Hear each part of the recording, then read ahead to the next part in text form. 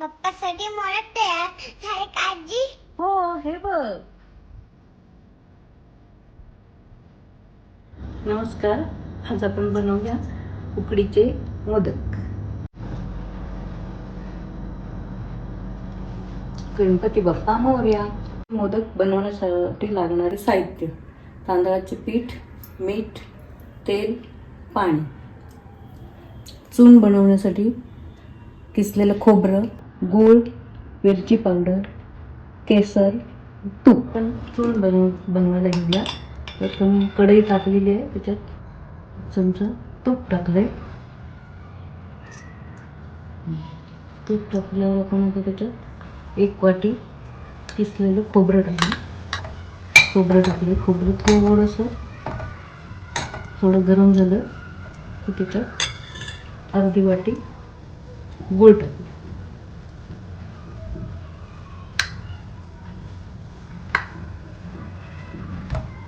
गूळ वितळला, 5 मिनिटं झालेली आहे. त्याच्यात आपण वेलची पावडर टाकलेली आहे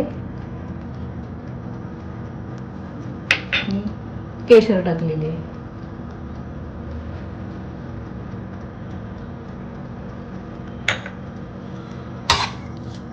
आता हे आपलं सारण तयार झालेलं आहे. आता पीठ बनवण्यासाठी गॅसवर पाणी उकळत ठेवले. आता पाण्याला उकळी आलेली आहे. त्याच्यामध्ये आपण आता चवीसाठी मीठ टाकूया. मीठ टाकलंय. थोडं दूध टाकूया, म्हणजे रंग पांढरा येतो. थोडं तेल टाकायचं. हळूहळू हे पीठ त्याच्यात टाकायचं.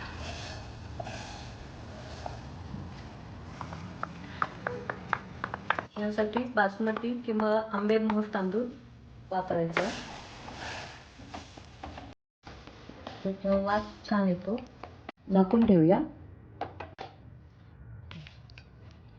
आता आपण पीठ मळून घेऊया.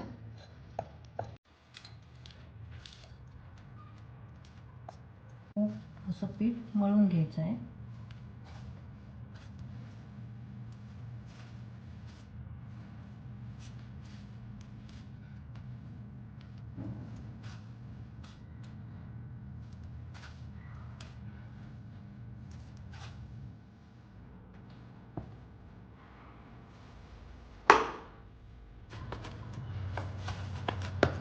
इतकं मऊ पीठ मळून घ्यायचं आहे. आता ह्या पिठापासून आपण असा गोळा तयार करून घेऊया. असं गोळा बनवायचा आणि आता त्याला असा वाटीसारखा आकार द्यायचा.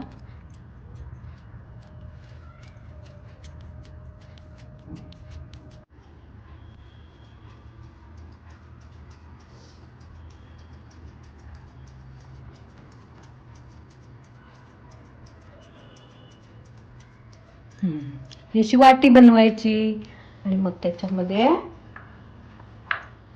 आपण असं चून घालायचं. मोदक बनलाच ना. तू बनव, सावकाश बनव, तू लहान आहेस ना. अशा कळ्या पडायच्या छान छान.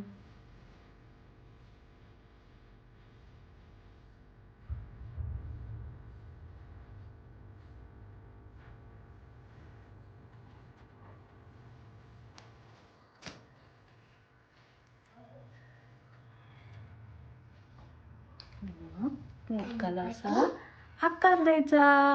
मी तुझ्यासाठी मोदक बनवते. वरून त्याला केशर लावायचा. अशा प्रकारे आपला मोदक तयार झालेला आहे. आपण आता उकडलेल्या पिठाची करंजी बनवूया.